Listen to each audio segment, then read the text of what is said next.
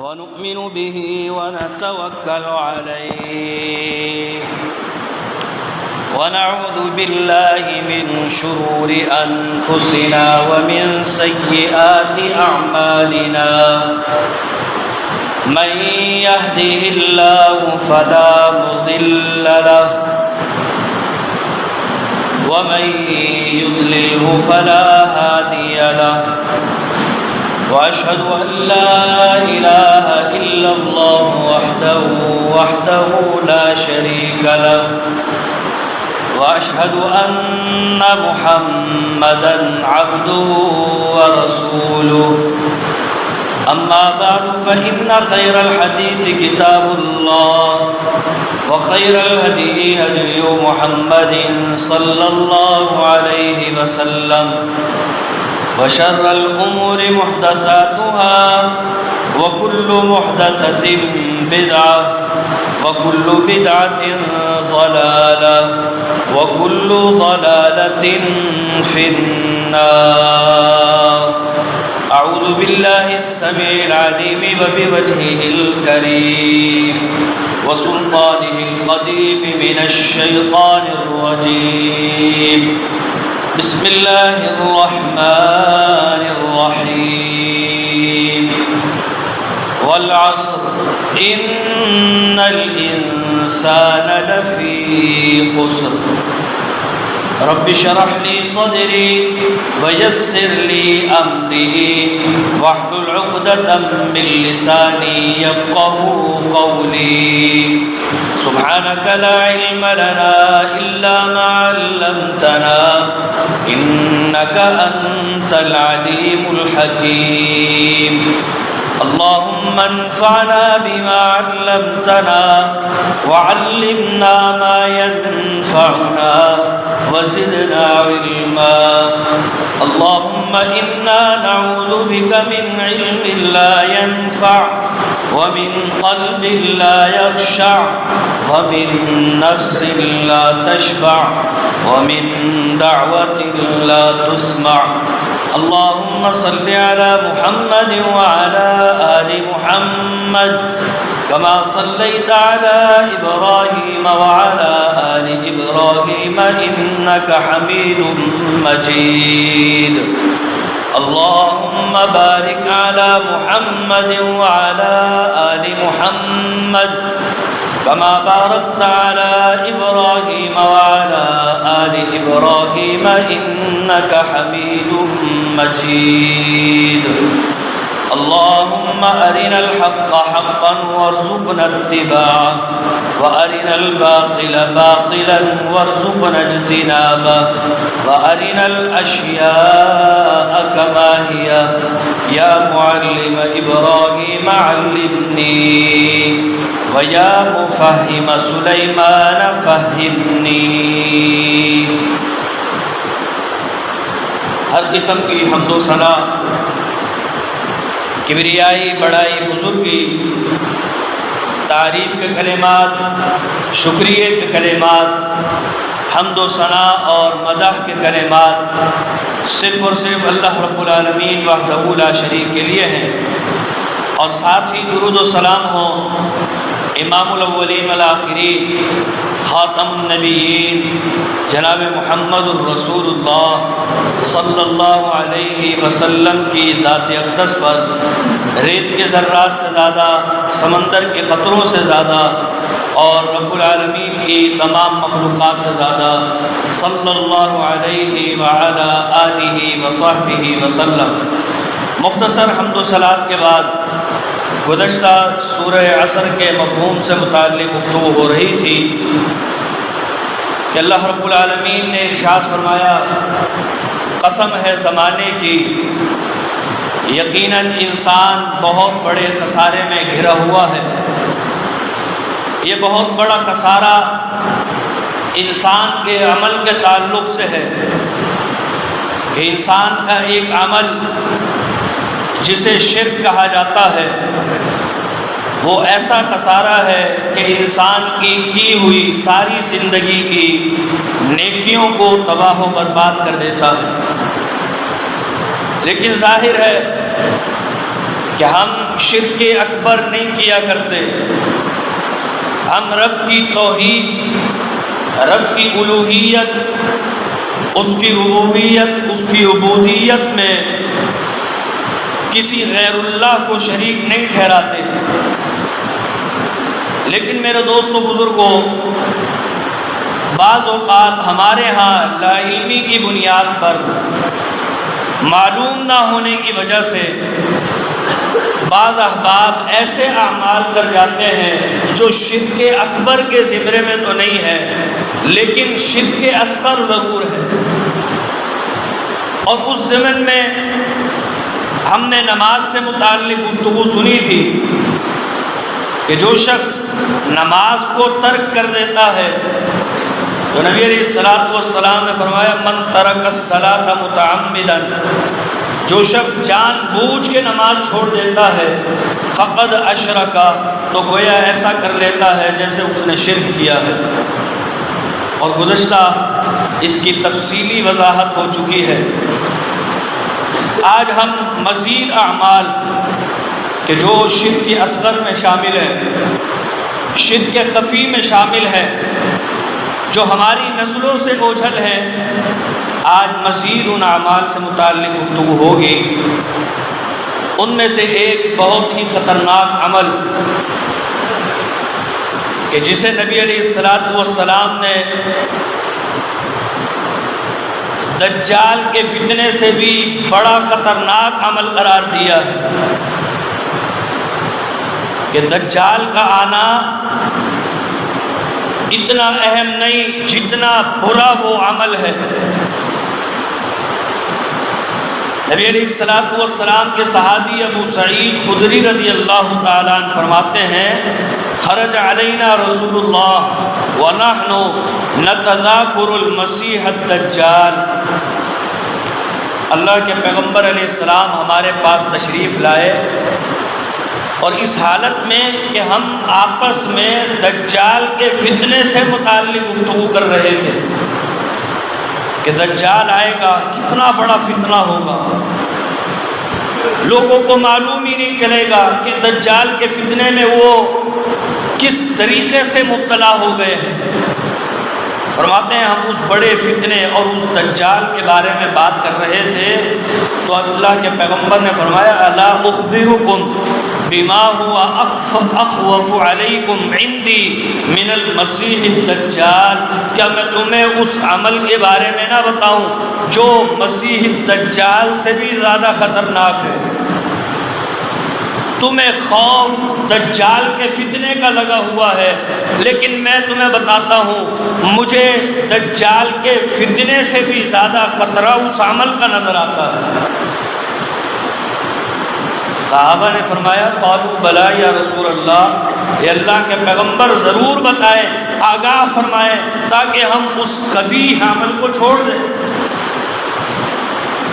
دجال سے بھی بڑا فتنہ، اور دجال اتنا عظیم فتنہ ہے کہ پیغمبر علیہ السلام اس سے پناہ مانگتے تھے اپنی نماز میں، اور نماز کی تشہد میں ہر نماز میں پیغمبر دعا کرتے تھے اللہم انی اعوذ بک من عذاب القبر واعوذ بک من عذاب جہنم واعوذ بک من فتنۃ المسیح الدجال، یا اللہ جہنم کے فتنے سے، قبر کے فتنے سے، مسیح الدجال کے فتنے سے بچا لے، وفتنۃ المحیا والممات، اور یا اللہ زندگی اور موت کے تمام فتنوں سے بچا لے۔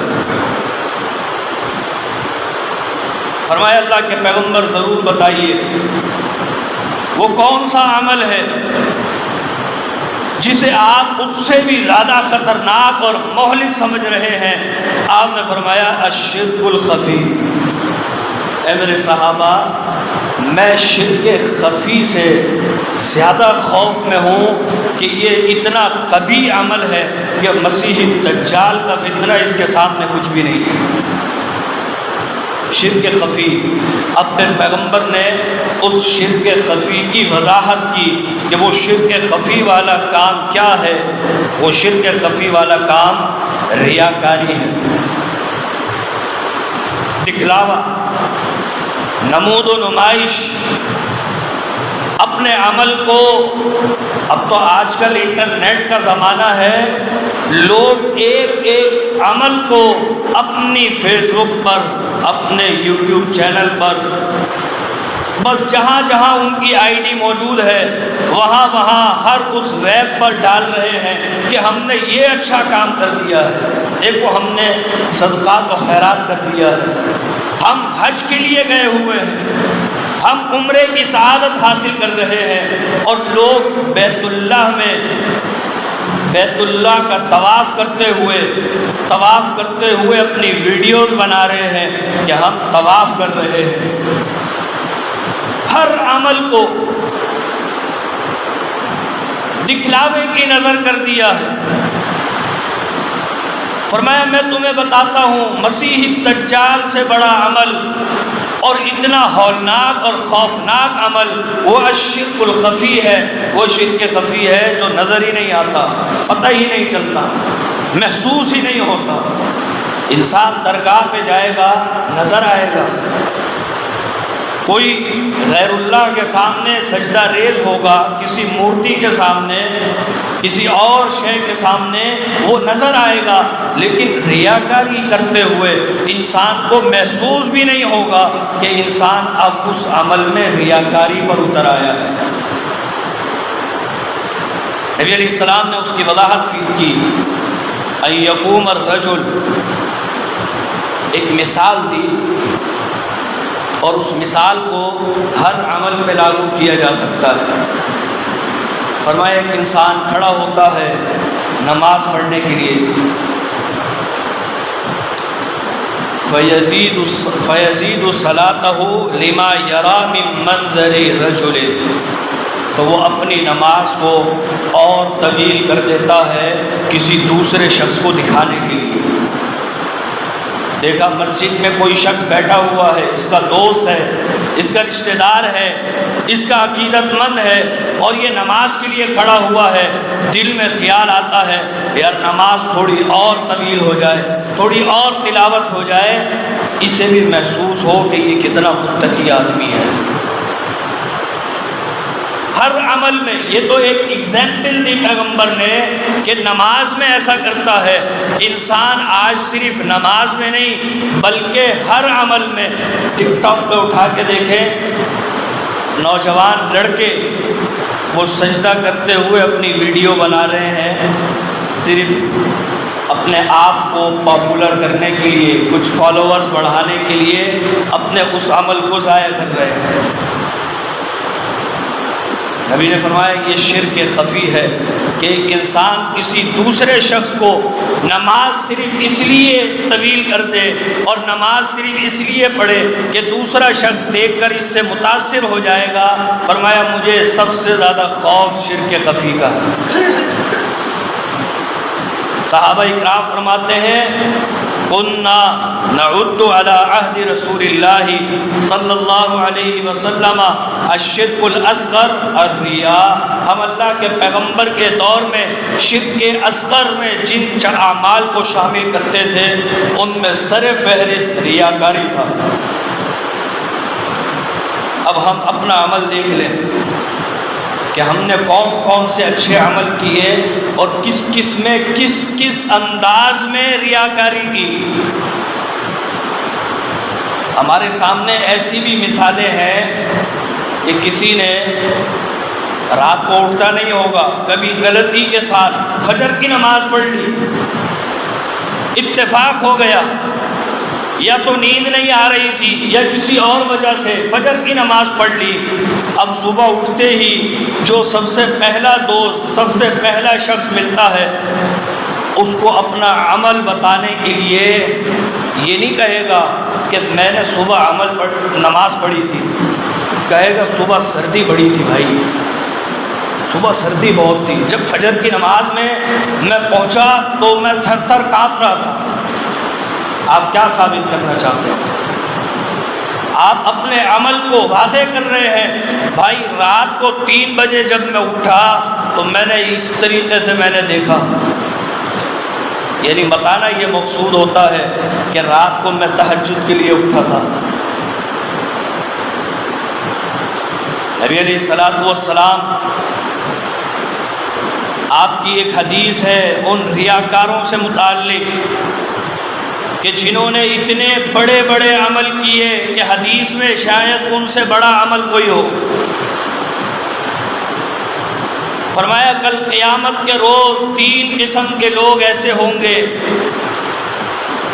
جو اللہ کی جناب میں پیش کیے جائیں گے اور ان کا عمل سب سے پہلے اللہ ان کا حساب و کتاب لے گا.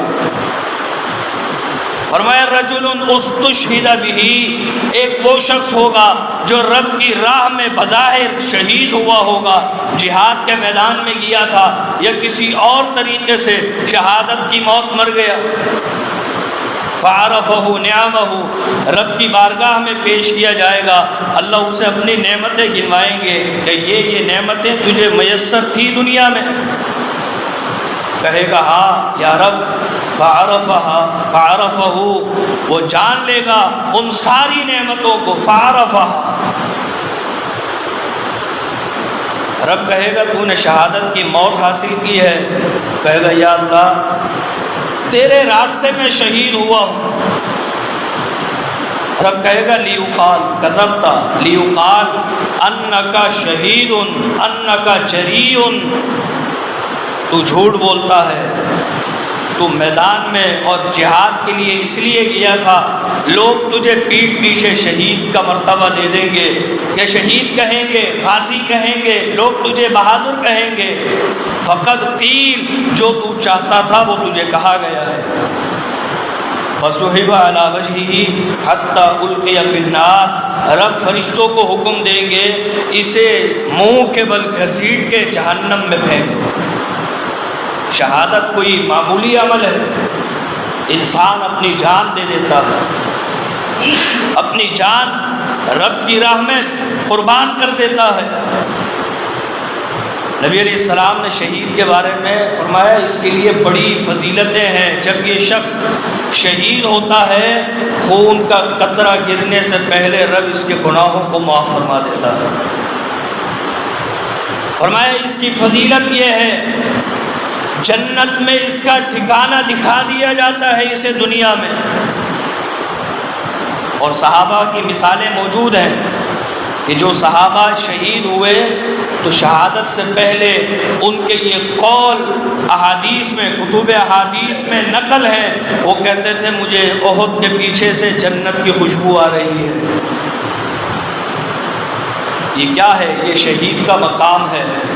لیکن اتنے بڑے عمل کے باوجود اگر کسی نے وہ عمل بھی دکھاوے کے لیے کیا ہو، اللہ کے پیغمبر فرماتے ہیں اسے جہنم میں پھینک دیا جائے گا. ایک دوسرا شخص جو بہت بڑا عالم، قاری، فاضل، فرمایا اسے لایا جائے گا، رب اسے بھی اپنی نعمتیں گنوائیں گے کہ تجھے یہ نعمتیں میسر تھیں، لوگ تیری عزت کرتے تھے، تیرے فالوورز تھے، لوگ تیری بات مانتے تھے، تیری تلاوت سننے کے لیے ایک جمع غفیر جمع ہو جاتا تھا، تیرا بیان سننے کے لیے لوگ ترستے تھے. یہ بتا تو نے یہ سارے کام کیوں کیے؟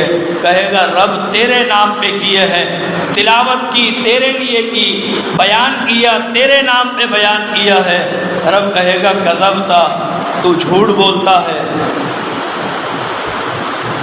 وَلَكِنَّكَ، لیکن تو نے یہ کام صرف اس لیے کیے ہیں لِيُقَالَ أَنَّكَ عَالِمٌ أَنَّكَ قَارِئٌ فَقَدْ قِيلَ، تجھے بڑا عالم کہیں گے لوگ، تو قاری القرہ کے نام سے پکاریں گے، تو اس لیے کرتا تھا. فقط قیل، جو تو چاہتا تھا وہ ہو گیا. فَصُحِبَ عَلَى وَجْهِهِ حَتَّى أُلْقِيَ فِي النَّارِ، یہاں تک کہ اسے بھی جہنم میں پھینک دیا جائے گا. فرمایا ایک تیسرا شخص لایا جائے گا، اس نے بھی بڑے عمل کیے ہیں اور اس کا عمل یہ جود و سخا کا بادشاہ ہوگا، بڑی سخاوت کرنے والا، صدقہ و خیرات کرنے والا. رب کی بارگاہ میں پیش کیا جائے گا. رب پوچھیں گے تو نے یہ کام کیوں کیے؟ کہے گا یا اللہ سب سے پہلی بات تو یہ ہے کہ میں نے کوئی راستہ ایسا نہیں چھوڑا کہ جہاں پر خرچ نہ کیا ہو، اور یا اللہ سارا خرچہ میں نے تیرے لیے کیا ہے. رب کہے گا لیقال انک جواد، تو جھوٹ بولتا ہے، تو نے اس لیے خرچ کیا، صدقہ و خیرات زکوٰۃ اس لیے دی. لیقال انک جواد، لوگ تجھے حاجی صاحب کہیں گے، لوگ تجھے سخی داتا کہیں گے، طرح طرح کے القابات چاہتا تھا. فقد قیل فسحب علی وجہہ حتی القی فی النار، فرمایا اسے بھی جہنم رسید کر دیا جائے گا. ان تینوں کے عمل میں کامن چیز کیا ہے؟ تینوں کے عمل میں کامن ہے ریاکاری. عمل بڑے بڑے ہیں، عالم بننا کوئی آسان کام ہے. علم کی دولت رب دے دے، ہر ایک کو علم نہیں دیتا. رب اپنے خاص بندوں کو علم دیتا ہے جسے وہ منتخب کرتا ہے. مال و دولت ہر ایک کے پاس نہیں ہوتا، اور پھر مال و دولت تو ہو لیکن ہر ایک کو خرچ کرنے کی توفیق نہیں ملتی.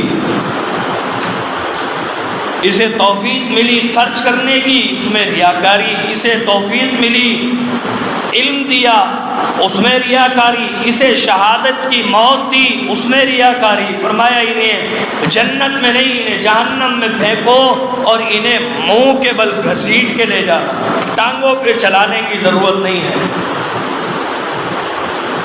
یہ ریاکاری اتنا بڑا عمل ہے. آج ہم اپنے چھوٹے چھوٹے اعمال میں ہمیں اس وقت تک خوشی نہیں ہوتی جب تک سامنے والا تعریف نہ کر دے، اور سامنے والا تعریفوں کے پل باندھ دے تو ہم سمجھتے ہیں عمل ہی قبول ہو گیا ہے، حالانکہ عمل مردود ہو چکا ہے. قربانی کے موقع پر لوگ بڑے بڑے جانور لاتے ہیں، ہیوی نہ ان کا گوشت کھانے کا، نہ وہ جانور کسی کام کے. ہیوی جانور لائیں گے، کہا جی یہ کتنے کا ہے؟ بھائی 20 لاکھ روپے کا ہے، بڑی مشکل سے ملا ہے. وہ پھر اپنی اسٹوری سنائیں گے. نتیجہ کیا ہوگا؟ 20 لاکھ تو تم نے خرچ کر دیا، لیکن رب نے اپنی بارگاہ میں اسے قبول ہی نہیں کیا. نبی علیہ الصلوۃ والسلام کے صحابی عمر فاروق رضی اللہ تعالی عنہ ایک دن مسجد نبوی کی طرف نکلے. فوجد معاذ بن جبل قاعدا عند القبر النبی صلی اللہ علیہ وسلم. سیدنا عمر نے دیکھا کہ معاذ بن جبل رضی اللہ تعالی عنہ اللہ کے پیغمبر کی قبر کے پاس بیٹھے ہوئے رو رہے ہیں. فرمایا ما یبکی کا، اے میرے دوست، اے اللہ کے پیغمبر کے صحابی، آپ رو کیوں رہے ہیں؟ کہنے لگے یبکینی شیء، مجھے ایک ایسی بات نے رلا دیا ہے، سمعتہ من رسول اللہ، جو میں نے اللہ کے پیغمبر سے خود سنی تھی. یقول، آپ نے یہ فرمایا تھا، ان یسیر الریاء شرک، معمولی سی ریاکاری بھی شرک ہے.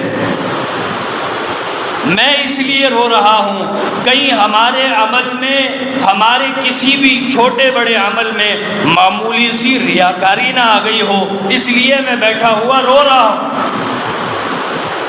ہم چھوٹی سی ریاکاری پر خوش نہیں ہوتے. اچھا اگر ہم کوئی نیکی کریں بھی، چھوٹی سی ریاکاری تو یہ ہے کہ آپ نے کسی کو بتا دیا کہ میں نے اتنا خیرات کیا ہے. یہ چھوٹی سی، بلکہ اس سے بھی چھوٹی ہوگی کوئی، لیکن ہم جب تک تصاویر نہ بنوا لیں، بڑی بڑی NGOز، دینی جماعتیں، بڑے بڑے خرچ کرنے والے، جود و سخا کے ماہر، وہ خرچ کرتے ہیں تو تصویریں بناتے ہیں. کیوں؟ اس غریب کا دل نہیں ہے، اس کی عزت نہیں ہے، اس کا وقار نہیں ہے. اس کی تصویریں بنا کر لوگوں میں مشہور کر دیتے ہیں. یہ چھوٹی ریاکاری نہیں ہے. معاذ بن جبل کہتے ہیں پیغمبر نے فرمایا ان یسیر الریاء شرک، معمولی سی ریاکاری بھی کسی عمل میں آ جائے، وہ عمل کتنا ہی بڑا ہو وہ شرک ہو جاتا ہے۔ اور اسی شرک کو پیغمبر علیہ السلام نے فتنہ مسیح الدجال سے بھی بڑا خطرناک عمل قرار دیا۔ ہم خیرات کرتے ہیں، ہم نماز پڑھتے ہیں، ہم قربانی کرتے ہیں، ہم تلاوت کرتے ہیں، ہم روزہ رکھتے ہیں، ہم حج کرتے ہیں، میرے دوستو بزرگوں ہم کسی کی ہیلپ کر دیتے ہیں، ہر عمل میں تو ریاکاری ہے۔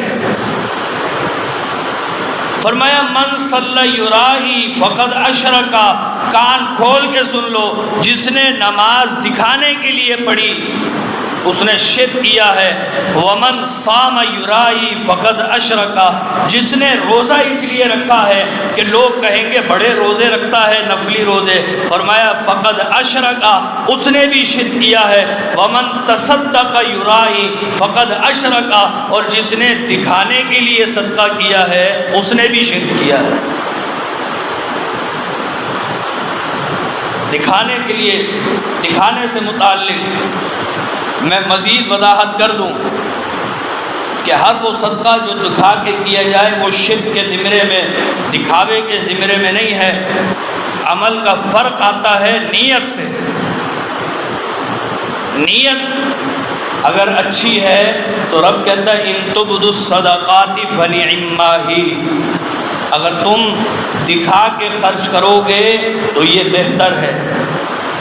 وَإِن تُخْفُوهَا وَتُؤْتُوهَا الْفُقَرَاءَ، اور اگر تم چھپا کے خرچ کرو گے، غریبوں کو دو گے تو یہ تمہارے لیے اور بہتر ہے۔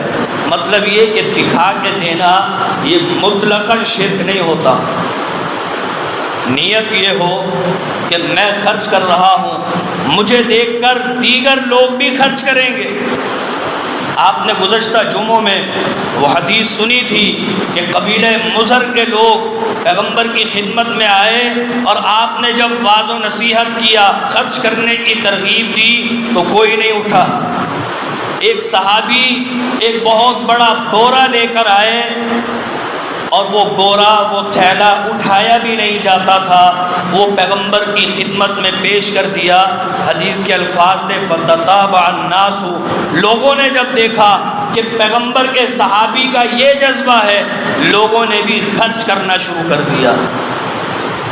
صحابہ کی نیت یہ ہوتی تھی کہ کوئی دوسرا شخص بھی ہمیں دیکھ کر نیکی پہ لگ جائے، اپنی بڑائی مقصود نہیں ہوتی تھی کہ لوگ ہمیں بہت بڑا حاجی صاحب کہیں، لوگ فلانے القابات سے ہمیں یاد کریں۔ صحابہ کی نیت یہ نہیں تھی۔ نبی علیہ السلام نے فرمایا انما الاعمال بالنیات، تمام اعمال کا دار و مدار نیات پر ہے، نیتوں پر ہے۔ نیت اچھی ہوگی بدلہ اچھا ملے گا، اور نیت دکھلاوے کی ہوگی تو بدلہ بھی دکھلاوے والا ملے گا۔ اگر آپ نے وضاحت کی، نیت کے فرق کی وضاحت کی، اور ہجرت سے متعلق حدیث بیان کر دی، اور من کان ہجرتہ الی اللہ ورسولہ، اگر کسی نے ہجرت کی ہے مکے سے مدینہ اور وہ صرف اس لیے کی ہے کہ اللہ اور اس کے رسول کے دین کو فالو کرنا ہے، اس کی خدمت کرنی ہے، فہجرتہ الی اللہ ورسولہ، تو اس کی حقیقت میں ہجرت اللہ اور اس کے رسول کے لیے ہے۔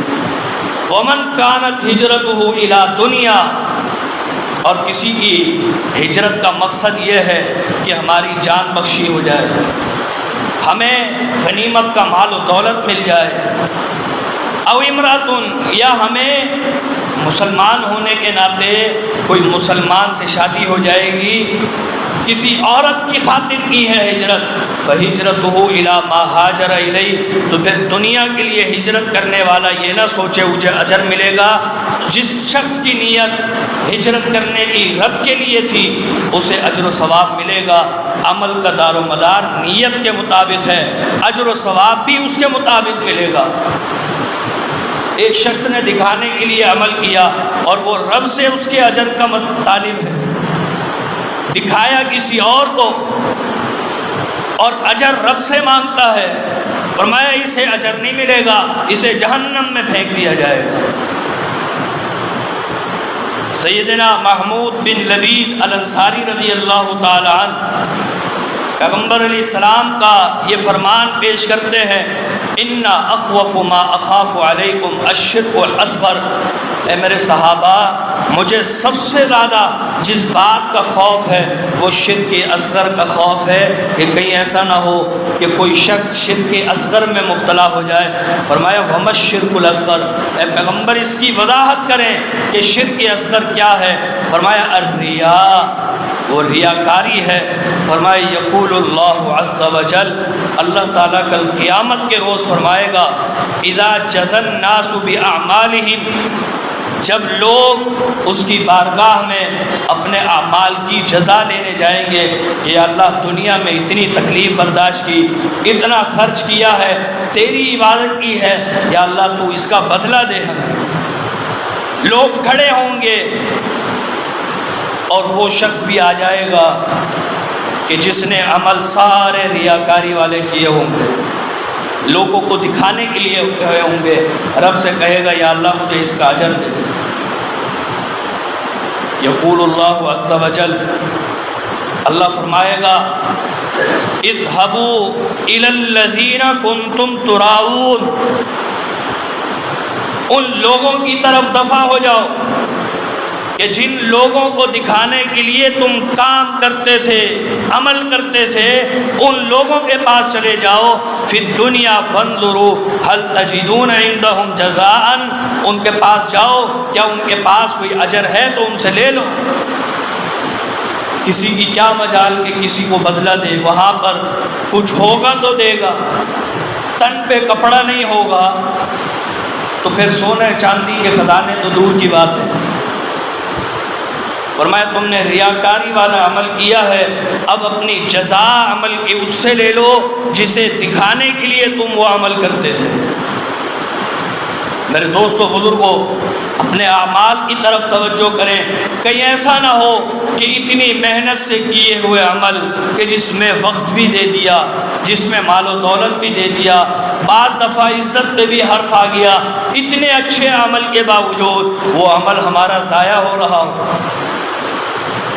اگر اس میں ریاکاری ہے تو یقیناً ضائع ہو رہا ہے، اور اگر اس میں للہیت ہے، اخلاص ہے، تو یقیناً وہ رب کی بارگاہ میں قبول ہو رہا ہے۔ اللہ رب العالمین عمل کی توفیق دے۔ اقول قولی ھذا استغفر اللہ لی ولکم اجمعین۔ نحمدہ ونصلی علی رسولہ الکریم، اما بعد۔ شرک اصغر میں ایک ریاکاری والا عمل ہے، ایک اور عمل ہے جسے آپ بدشگونی کہتے ہیں۔ بدشگونی والا عمل بھی شرک کے زمرے میں ہے۔ نبی علیہ السلام نے فرمایا الطیرۃ شرک، بدشگونی لینا یہ شرک ہے۔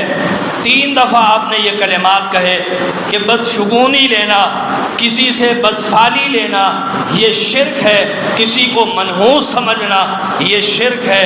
آپ نے 3 مرتبہ یہ کلمات کہے، اور پھر فرمایا اگر کسی نے بھروسہ کرنا ہے تو صرف رب کی ذات پر کرے، فعال پر یا کسی کی ذات پر بھروسہ کرنے والا مشرک ہوتا ہے۔ آپ علیہ السلام نے یہاں تک فرمایا، سیدنا فضالہ بن عبید الانصاری فرماتے ہیں، فرمایا من ردت الطیرہ فقد فارق الشرک، جس نے کسی کام کے کرنے کا ارادہ کیا کہ یہ کام کر لیتا ہوں، اور اتفاق تھا کہ وہ کسی شے کو، کسی عمل کو، کسی شخص کو منحوس سمجھتا تھا، اور اتفاق ہے کہ اس نے اس شخص کو یا اس کام کو دیکھ کر اپنا ارادہ بدلی کر لیا۔ فرمایا جو شخص کسی کام کی نیت سے نکلا تھا اور بدفعلی لے کر وہ اپنا کام نہیں کیا، اس نے واپس چلا گیا تو اس نے شرک کا ارتکاب کر لیا ہے۔ اب ہم دیکھیں کہ ہم میں سے کچھ لوگ بدشگونی لیتے ہیں، طرح طرح کی بدشگونیاں، کہ ہماری گیلری میں کوا آ گیا تھا، ہمارے فلاں شخص نے خواب میں الو دیکھا تھا، وہ فلاں شخص بدمنوس آ کے بیٹھ گیا تھا دکان پہ، فلاں شخص گھر میں آ گیا تھا، یہ سارے بدفعلیاں ہیں، بدشگونیاں ہیں۔ پیغمبر نے اسے بھی شرک کے اصغر میں شامل کیا ہے، اور ان کی وضاحت اس لیے کر دی تاکہ انسان اس معلومات کے بعد ایسے کاموں کو چھوڑ دے۔ ایک تھے لا علمی کی بنیاد پر، پتہ ہی نہیں تھا کہ بدشگونی کیا ہوتی ہے، لیکن جب پتہ چل گیا اور پھر اس کے بعد کرنا تو یہ ہٹ درمی ہوگی اور یہ شرک ہوگا۔ ایک تیسرا عمل جھوٹی گواہی دینا۔ میں انتہائی اختصار کے ساتھ اپنے موضوع کو مکمل کرنا چاہتا ہوں۔ جھوٹی گواہی دینا، چاہے کورٹ میں ہو، چاہے رشتہ داروں میں کوئی مسئلہ آ گیا، بڑوں کی بیٹھک ہے، وہاں آپ سے پوچھا گیا ہے اور آپ نے جھوٹی گواہی دے دی، فرمایا یہ بھی شرک ہے۔ نبی علیہ السلام نے فرمایا شہادت الزور، آپ نے صبح کی نماز پڑھائی اور صبح کی نماز پڑھانے کے بعد آپ مصلی پہ کھڑے ہو کر صحابہ سے متوجہ ہوئے اور پھر فرمایا عدلت شہادت الزور الاشراک باللہ، دیکھنا جھوٹی گواہی دینا یہ شرک باللہ کے برابر ہے کہ گویا تم نے شرک کیا ہے۔ اور پھر آپ نے یہ حدیث آیت پڑھی فاجتنبوا الرجس من الاوثان واجتنبوا قول الزور، رب کہتا ہے قول زور کو چھوڑ دو اور شرک والے عمل کو چھوڑ دو۔ تو بدشگونی، ریاکاری، نماز کو جان بوجھ کے چھوڑنا، اور پھر اسی طرح یہ عمل جھوٹی گواہی دینا، یہ سارے کام شرک کے اصغر میں، شرک کے خفی میں شامل ہے۔ اور شرک ایسا عمل ہے، ایسا کبھی عمل ہے، انسان کے بڑے سے بڑے گناہ کو خاک میں ملا دیتا ہے۔ ایک اور عمل ہے غیر اللہ کی قسم کھانا۔ آج ہم میں سے بہت سے لوگ غیر اللہ کی قسم کھاتے ہیں، کاروباری کوئی معاملہ ہو، گھریلو کوئی جھگڑا وغیرہ ہو، کہتے ہیں تیری ماں کی قسم ہے، یہ روزی پر بیٹھا ہوا ہوں، روزی کی قسم ہے۔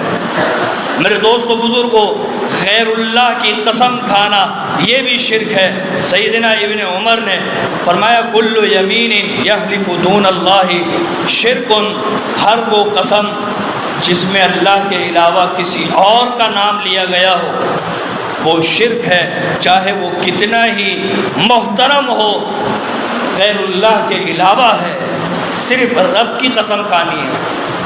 نبی علیہ السلام نے سیدنا عمر کو دیکھا کہ وہ گھوڑے پر سوار اور کسی کے سامنے اپنے باپ کی قسم کھا رہے تھے، تو آپ علیہ السلام نے فرمایا من کان حالفا فلیحلف باللہ، جس نے قسم کھانی ہے تو وہ صرف اللہ کی قسم کھائے، الیصمت یا پھر خاموش رہے۔ قسم کھانے کی ضرورت نہیں ہے، لیکن اگر اتنی ضرورت پیش آ گئی تو اللہ کے علاوہ کسی اور کی قسم نہ کھائیں۔ مزید 3 اعمال ہیں، ان میں سے ایک عمل تعویذ والا عمل ہے۔ آج کتنے ہی لوگ چھوٹی سی بیماری کی وجہ سے پریشان ہو کر، کاروبار کی وجہ سے پریشان ہو کر، گھریلو لڑائی جھگڑوں سے پریشان ہو کر آستانوں پہ چلے جاتے ہیں، اور پھر وہ طرح طرح کے نمبر لکھ کر دے دیتے ہیں، طرح طرح کے تعویذ لکھ کر دے دیتے ہیں، اور لوگ انہیں گلوں میں، اپنے بازو میں، اپنے ہاتھوں میں، اپنے پیروں میں ڈال لیتے ہیں کہ شاید اس سے اب لڑائی نہیں ہوگی، اس سے برکت ہو جائے گی، اس سے اولاد ہو جائے گی، اس سے صحت ہو جائے گی۔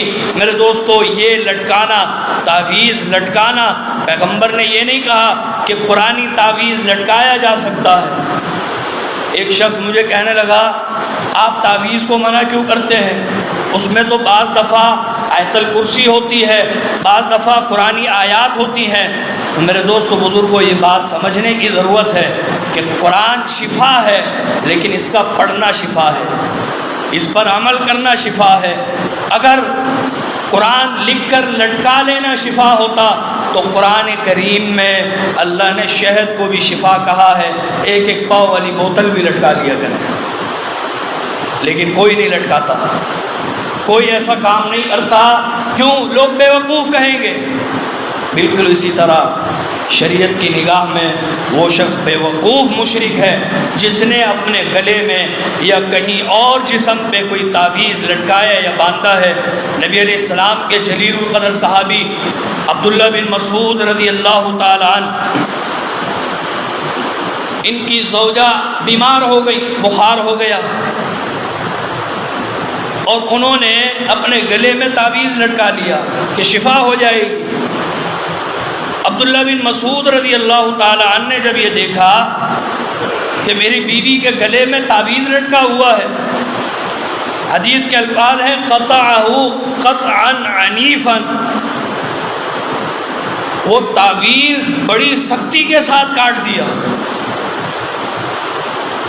اس میں سختی دکھائی، اور پھر کہنے لگے ان آل عبداللہ عن الشرک اغنیاء، تم نے تعویذ لٹکا لیا، عبداللہ کا آل اور اس کا پورا خاندان شرک سے بری ہے، بیزار ہے، اور یہ شرک والے کاموں کو نہیں کرتا۔ وقال، اور پھر کہنے لگے کان مما حفظها عن النبی صلی اللہ علیہ وسلم، مجھے وہ بات یاد ہے جو میں نے پیغمبر سے سن کر یاد کر لی تھی۔ آپ نے فرمایا تھا ان الرقا، دم کرنا، خصوصی منتر وغیرہ پڑھ کے، ایک تو یہ ہے شریعہ رقیہ شریعہ کہ آپ قرآنی آیات پڑھ کے، مسنون دعائیں پڑھ کے دم کر دیں، لیکن آستانوں پر جا کر، پیروں فقیروں کے پاس جا کر وہ پھر شرکیہ دم کرتے ہیں، اور پھر اس پر لوگوں نے مذاق بھی بنائے ہوئے، آئی بلا کو ٹال دو، پتہ نہیں کون کون سے وہ شرکیہ دم پڑھتے ہیں۔ فرمایا ان الرقا، ایسے دم یہ شرک ہوتے ہیں، والتمائم، اور تمائم وہ تعویذ جو لٹکائے جائیں گلوں میں یا ہاتھوں پہ باندھ لیے جائیں، وہ بھی شرک ہے۔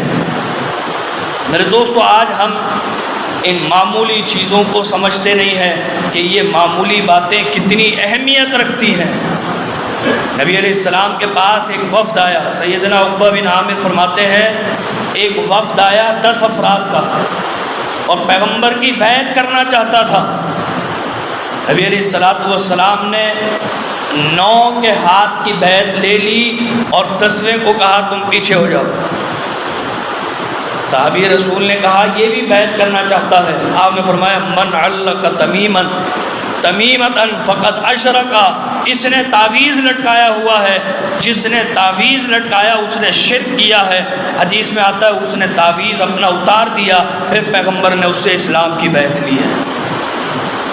تو یہ تعویذ گنڈے اور یہ دم درود شرکیہ، یہ تمام کام شرک ہیں۔ وَالطِّوَلَةَ، اور تیسرا اس حدیث میں عمل جو بتایا ہے وہ جادو کرنا یا کروانا۔ کتنے ہی لوگ حسد جلن کی وجہ سے، کسی کے کاروبار سے، کسی کی خوبصورتی سے، کسی کو زیر کرنے کے لیے لوگ جاتے ہیں عرافوں کے پاس، جو لوگوں کا دین ایمان خراب کر دیتے ہیں، ان کے پاس جاتے ہیں اور پھر ان سے جادو کروا دیتے ہیں لوگوں پر۔ فرمایا وَالطِّوَلَةُ مِنَ الشِّرْكِ، یہ سارے کام شرک اصغر ہیں اور یہ شرک میں سے ہیں۔ اگر ہم اپنا عمل محفوظ رکھنا چاہتے ہیں، اپنی زندگی کی محنت کو محفوظ کر دینا چاہتے ہیں، تو میرے دوستو بزرگوں، ہمیں شرک اصغر اکبر کے ساتھ ساتھ شرک اصغر سے بھی اپنے آپ کو بچانا ہے۔